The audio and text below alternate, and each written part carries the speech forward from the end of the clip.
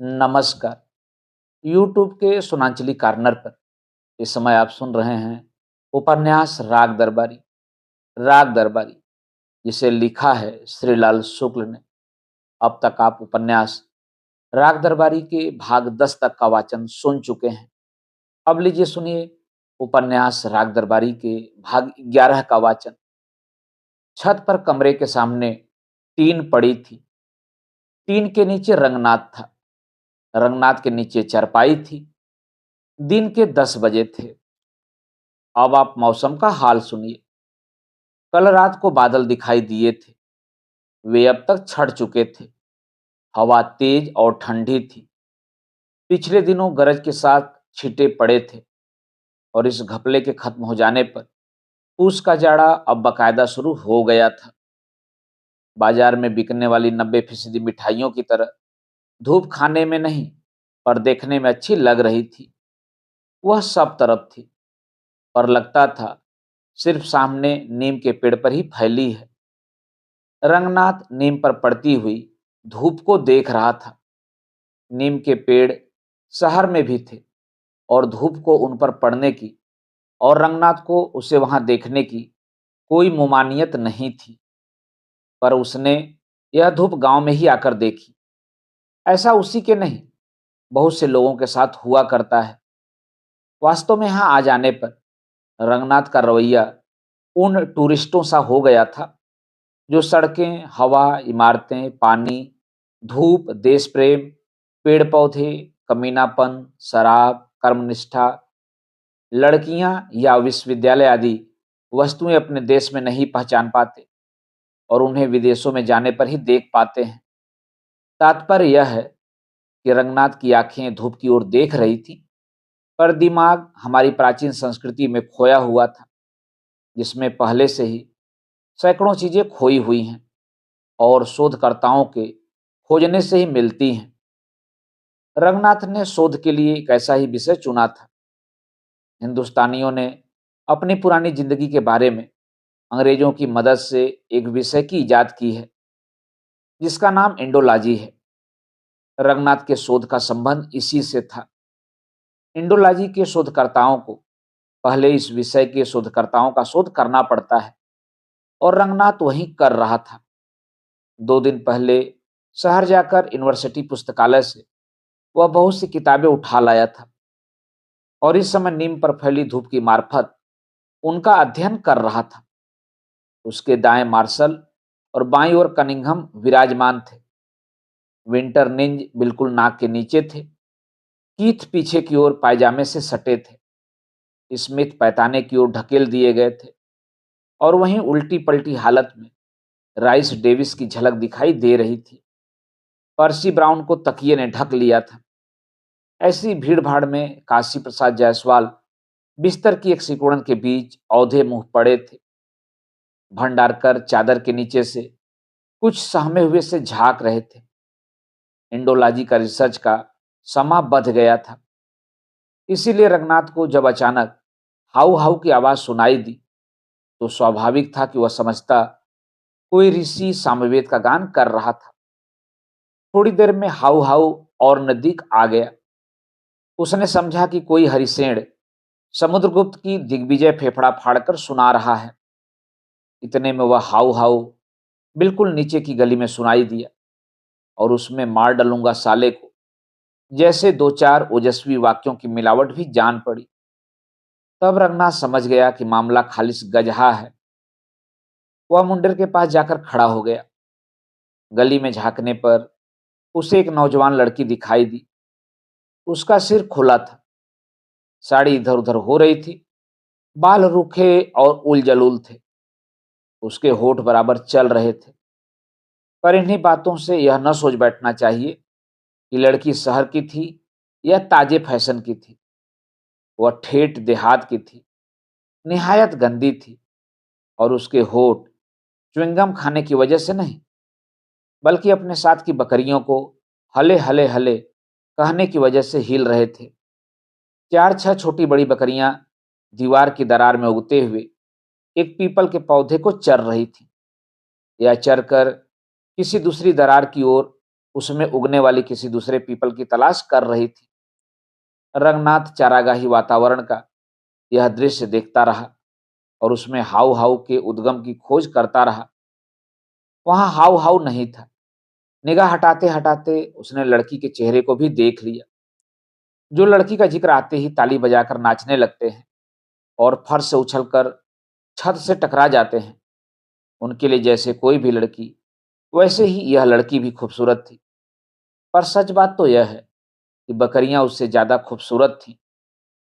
How how के उद्गम का पता नहीं चला, पर वह आवाज कान में बराबर गूंजती रही।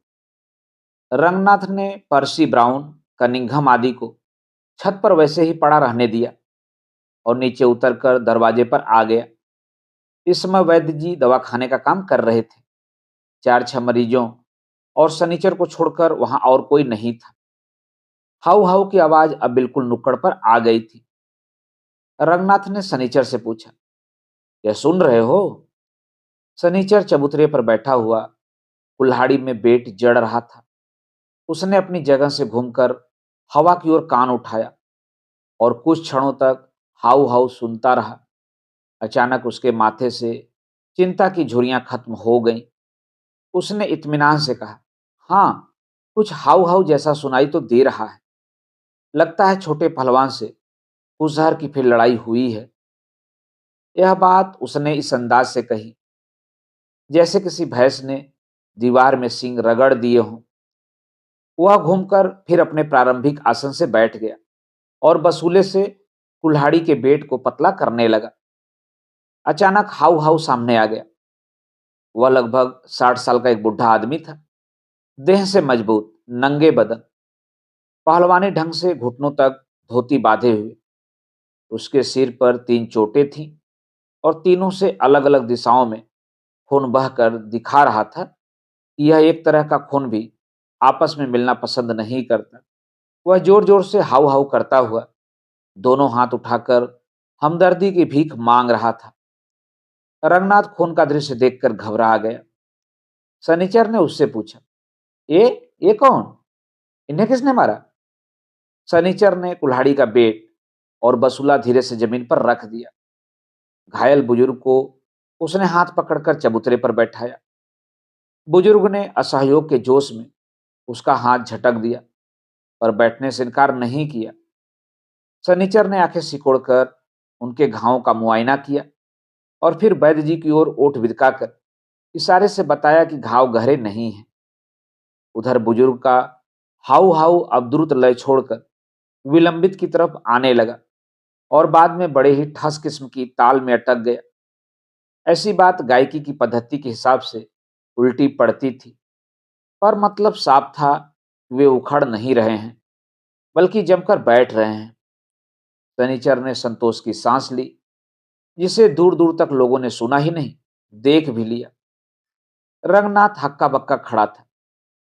शनिचर ने एक अलमारी से रुई निकालते हुए कहा, तुम पूछते हो इन्हें किसने मारा? यह भी कोई पूछने की बात है? एक लोटे में पानी और रुई लेकर वह बुजुर्ग के पास पहुंचा और वहीं से बोला, इन्हें और कौन मारेगा? ये छोटे पहलवान के बाप हैं।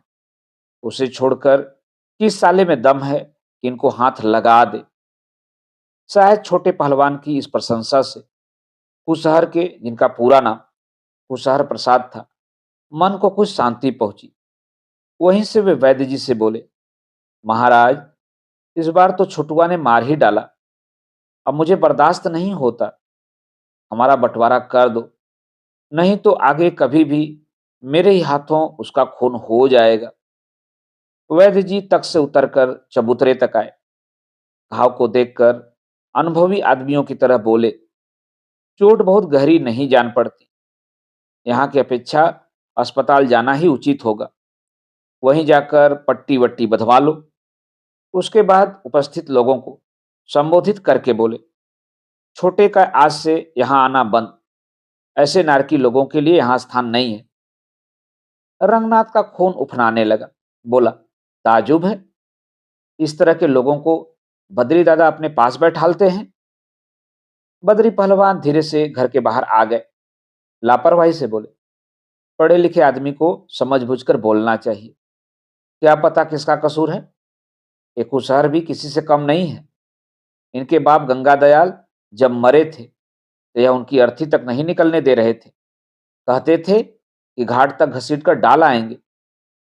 कुशहर प्रसाद ने एक बार फिर बड़े कष्ट से हाउ हाउ कहा, जिसका अर्थ था कि बद्री ऐसी बात कहकर बड़ा अत्याचार कर रहे हैं।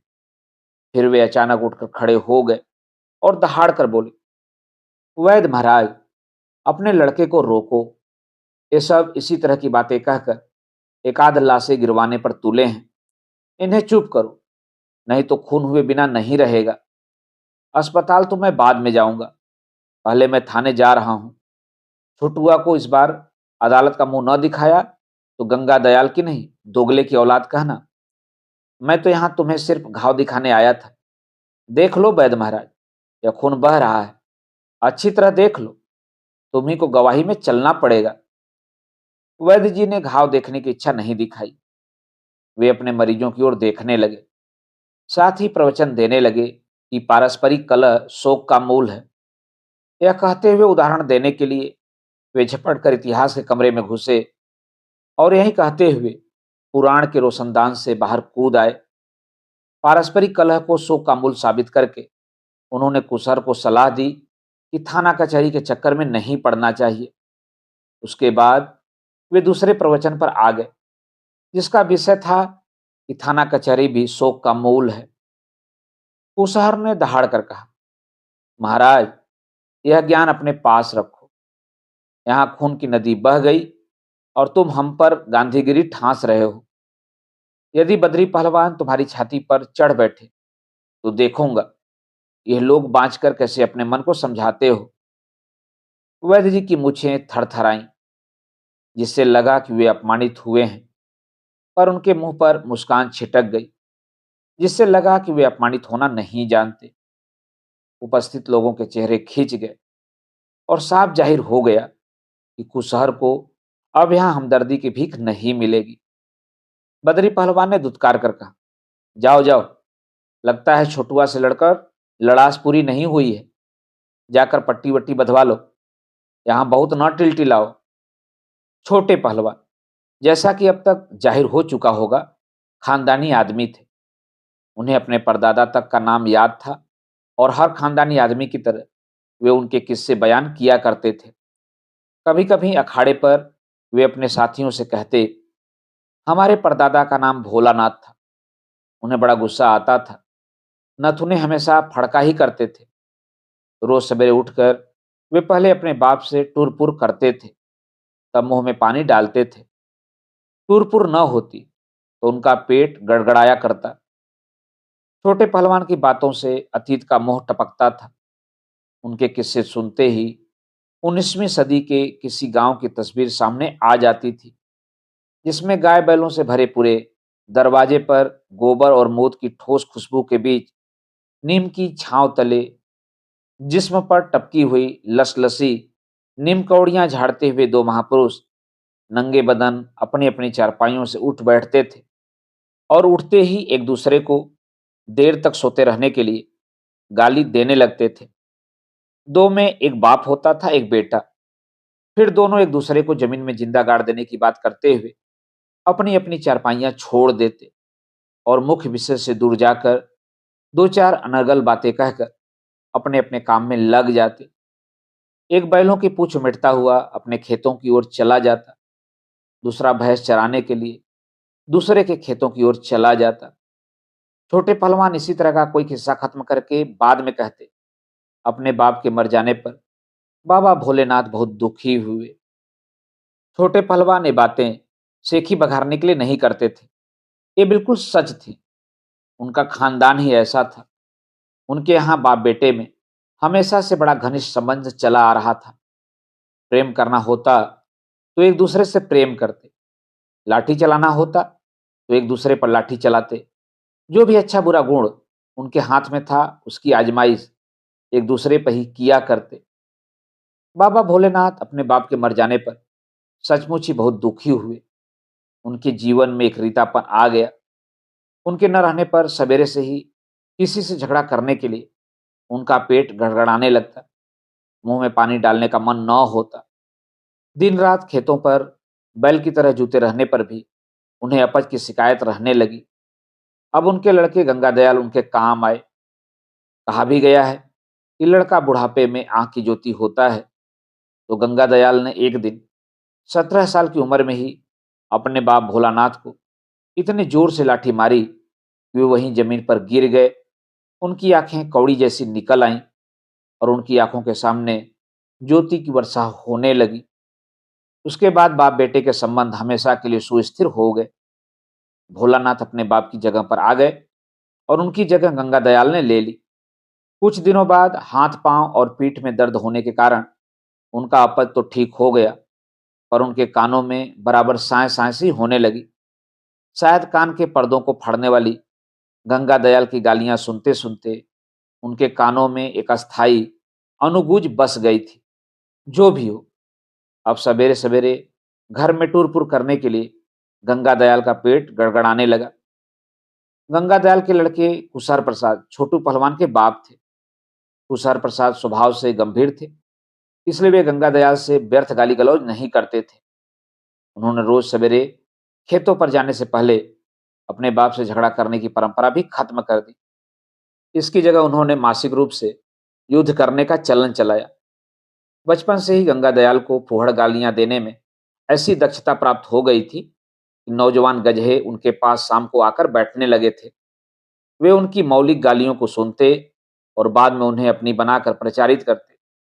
गालियों और ग्राम गीतों का कॉपीराइट नहीं होता। इस हिसाब से गंगादयाल की गालियां हजार कंठों से हजार पाठांतरों के साथ फूटा करती थी।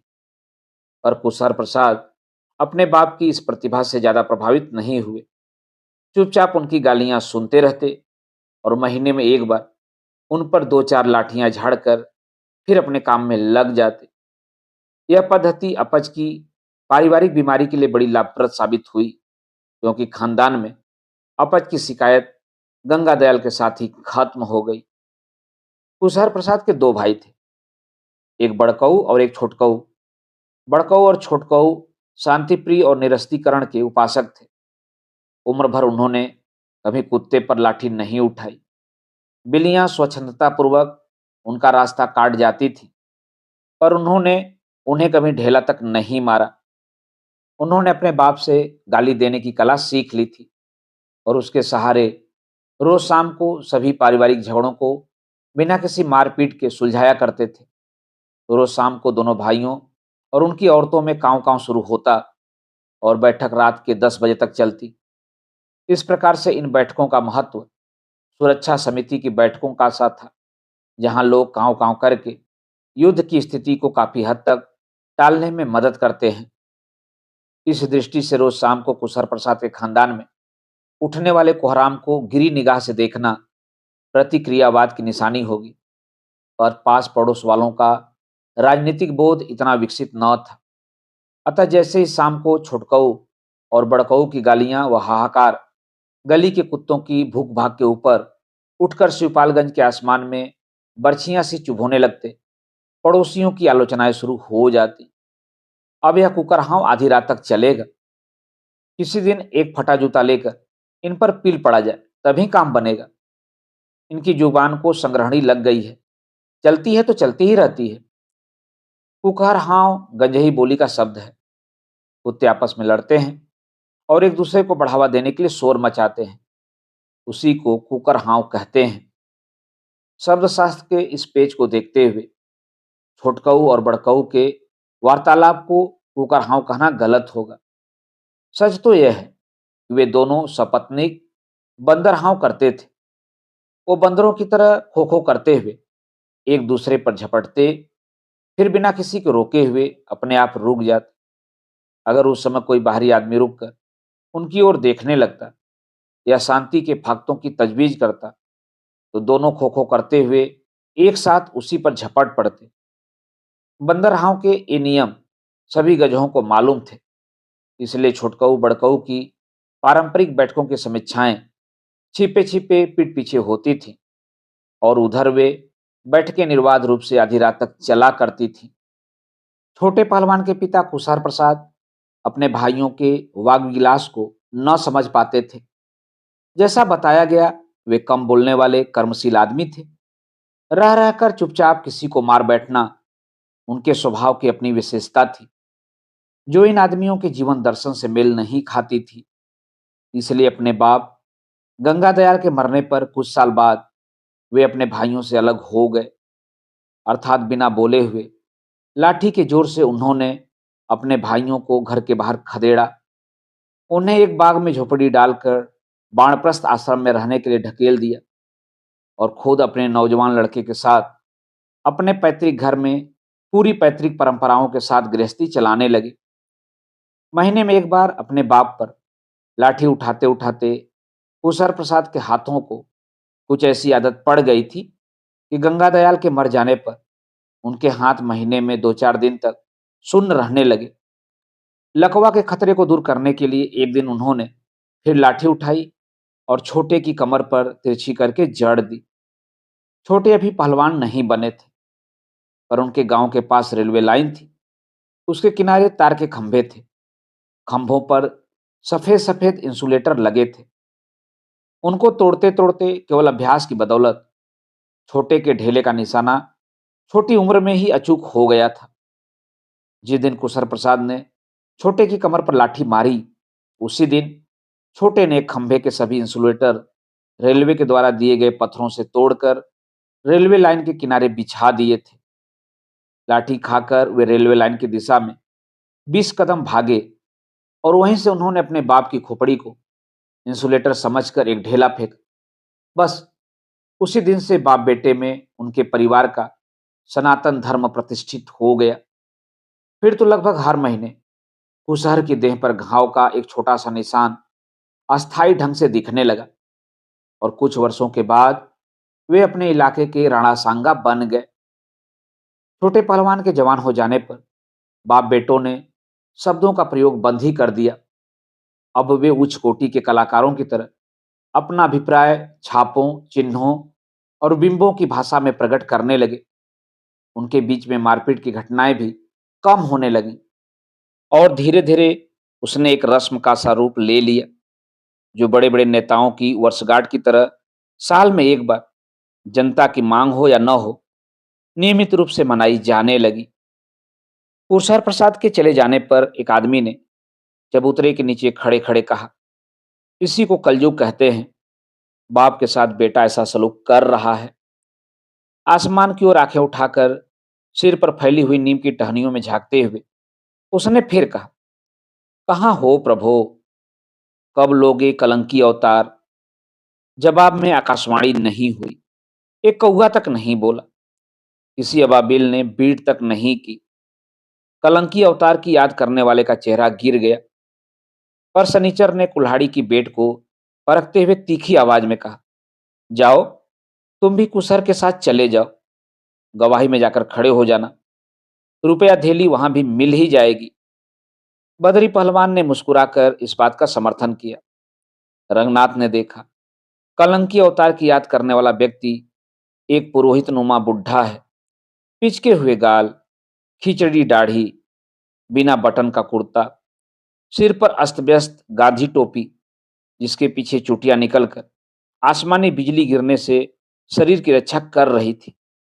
माथे पर लाल चंदन का टीका, गले में रुद्राक्ष की माला। यह आदमी सचमुच ही कुशर प्रसाद के पीछे चला गया। सनीचर ने कहा, यही राधे लाल है। आज तक इन्हें बड़े से बड़े वकील भी जिरह करके नहीं उखाड़ पाया। सनीचर के पास एक तमाशबीन खड़ा था। उसने श्रद्धा से कहा, राधेलाल महाराज को किसी देवता का इष्ट है। झूठी गवाही सटासट देते चले जाते हैं। वकील टुकर टुकर देखते रहते हैं। बड़ बड़ों की बोलती बंद हो जाती है। कुछ देर राधेलाल की प्रशंसा होती रही। सनीचर और तमाशबीन में लगभग एक बहस सी हो गई। सनीचर की राय थी कि राधेलाल बड़ा काइया है और शहर के वकील बड़े भोदू हैं, तभी वे उसे जिरह में नहीं उखाड़ पाते। उधर तमाशबीन इसे चमत्कार और देवता के इष्ट के रूप में तर्क को दबाए दे रही थी। उसी समय छोटे पहलवान बगल की एक गली से अकड़ते हुए निकले। वैद्य जी के दरवाजे पर आकर उन्होंने इधर उधर ताक झांक की, फिर पूछा, चले गए? सनीचर ने कहा, हाँ गए। पर पहलवान, यह पॉलिसी इंसानियत के खिलाफ है। छोटे ने दांत पीस कर कहा, इंसानियत की तो ऐसी की तैसी, और तुम्हें क्या कहूं?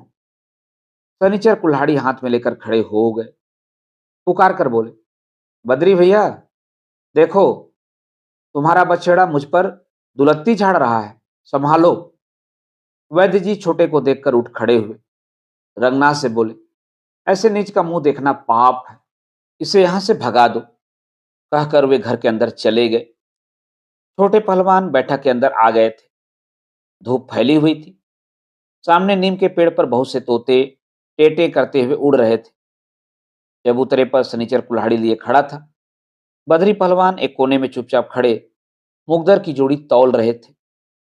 रंगनाथ वैदक की किसी किताब के पन्ने उलट रहा था।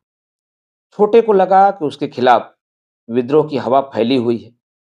जवाब में वे सीना फुलाकर धचक के साथ रंगनाथ के पास बैठ गए और जबड़े घुमा घुमा कर मुंह के अंदर पहले से सुरक्षित सुपारी की जुगाली करने लगे। छोटे ने रंगनाथ को यूं देखा जैसे उनकी निगाह के सामने कोई भुनगा उड़ रहा हो। उखड़ी हुई आवाज में जवाब दिया, यह बात है तो मैं जाता हूं। मैं तो बद्री गुरु का घर समझ कर आया हूं। अब तुम ही लोगों की हुकूमत है, तो यहां पेशाब करने भी नहीं आऊंगा। रंगनाथ ने हंसकर बात को हल्का करना चाहा। कहा, नहीं नहीं, बैठो पहलवान, दिमाग गर्म हो रहा हो तो एक लोटा ठंडा पानी पी लो। फिर उसी तरह उखड़ी आवाज में छोटे ने कहा, पानी? मैं यहां टट्टी तक के लिए पानी नहीं लूंगा। सब लोग मिलकर चले हैं हमको लुलुहाने? बद्री ने अब छोटे की ओर बड़प्पन की निगाह से देखा और एक मुगदर को बाएं हाथ से तौला। देखते देखते मुस्कुराए, बोले, गुस्सा तो कमजोर का काम है, तुम क्यों ऐठ रहे हो? आदमी हो कि पैजामा? छोटे पहलवान समझ गए कि उस कोने से उन्हें सहारा मिल रहा है। अकड़ दिखाते हुए बोले, मुझे अच्छा नहीं लगता बद्री गुरु। सभी दमड़ी जैसी जान लिए हुए मुझे लुलुहाते घूम रहे हैं। कहते हैं बाप को क्यों मारा? बाप को क्यों मारा? लगता है कुशर प्रसाद शिवपालगंज में सबके बाप ही लगते हैं, जैसे मैं ही उनका एक दुश्मन हूं।